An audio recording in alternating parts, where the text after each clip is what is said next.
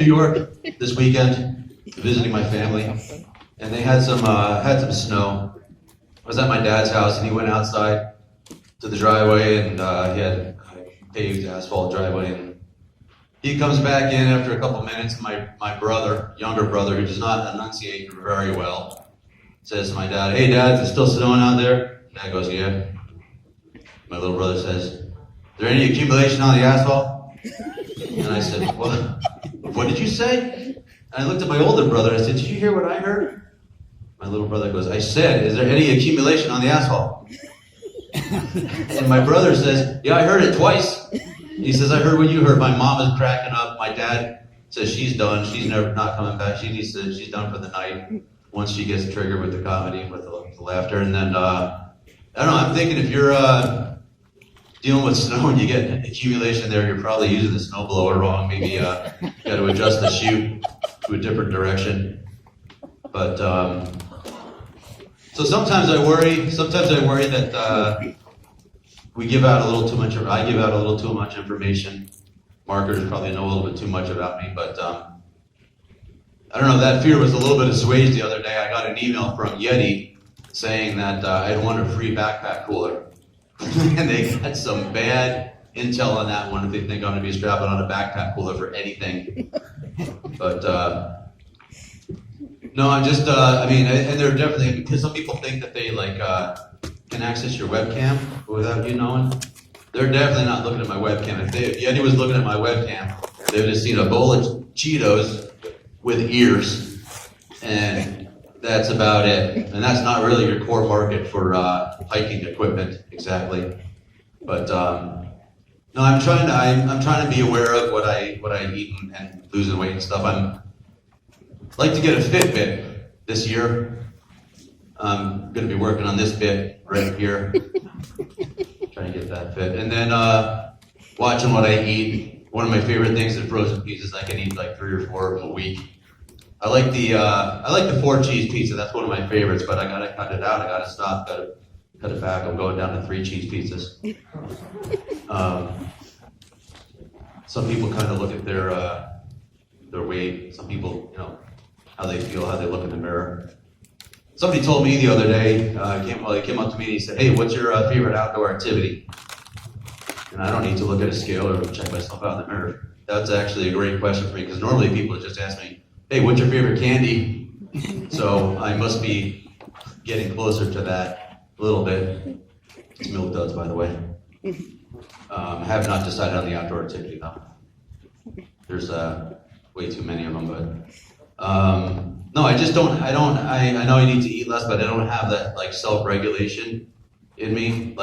Moderation is not a word in my list of words that I know. I'm pretty sure that if I was lost in the wilderness, and again, I don't know how I got there because I don't hike, but if I was lost in the wilderness and they said, it's going to be a little while before we can get to you, we're going to drop some food until the weather clears, they'd probably come back just to find my rotting corpse surrounded by Pop-Tart wrappers and empty juice boxes. They'd be like, "I don't know what happened. We had 2 weeks of food there, dead in 3 days."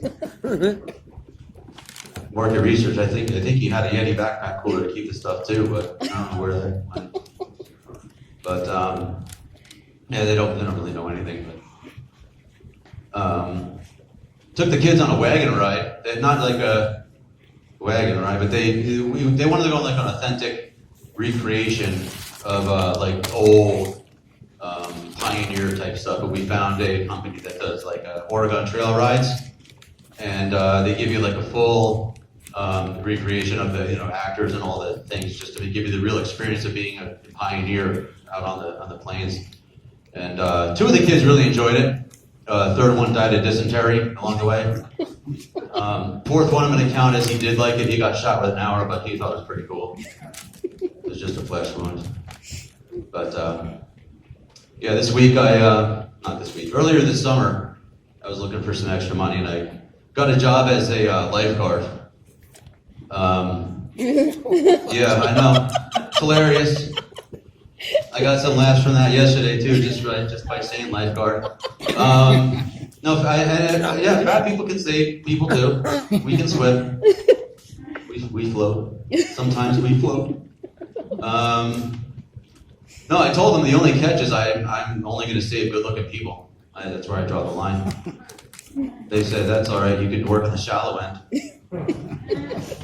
And the next guy that applied, he got a job as a lifeguard too.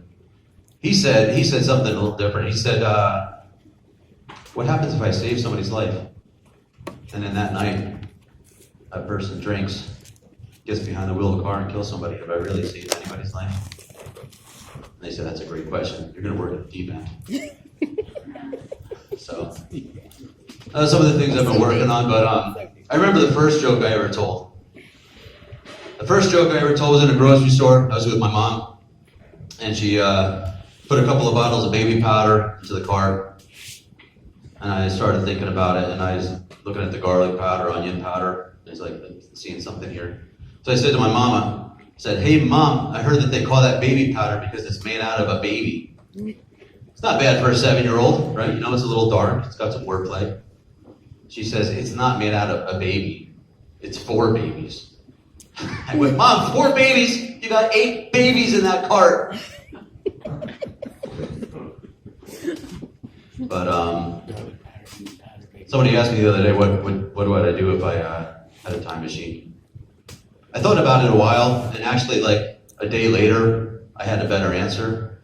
And that answer, ironically, was that I would go back and deliver all the insults that I think of a day later. I'd have a lot of time traveling to do. But a lot of people say they would go back and kill Hitler. It's a very altruistic thing, to prevent the Holocaust. But the obstacles to doing that have been well documented and discussed on the internet. It's not very, you can't just kill, you can't just kill a baby. Even if you think you know what it's going to do in the future. You look down and you say, it's cute, I can't, but think of all the lives I'm going to save. I'm going to kill it. Oh, but look, he smiled at me, he's giggling. He likes me. No, that's just baby Hitler when he gets gas. But you can't kill a baby, that's ridiculous. You gotta wait till they're a toddler. Anyone can do that. Mom would be like, I just swept the floor, just mopped the floor. Every time you come in the house, you track mud everywhere. Adolf, I can just murder you. It's like, I got it.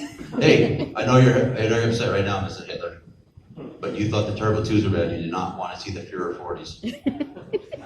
But, toddlers, I don't know. It might be a little difficult too. So, I don't know.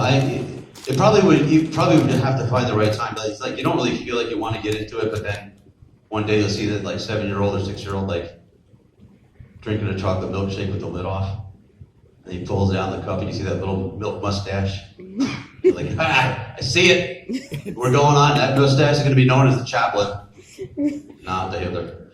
That's all I got. Thank you, and have a good night. Welcome, Ben Dabrowski, everybody.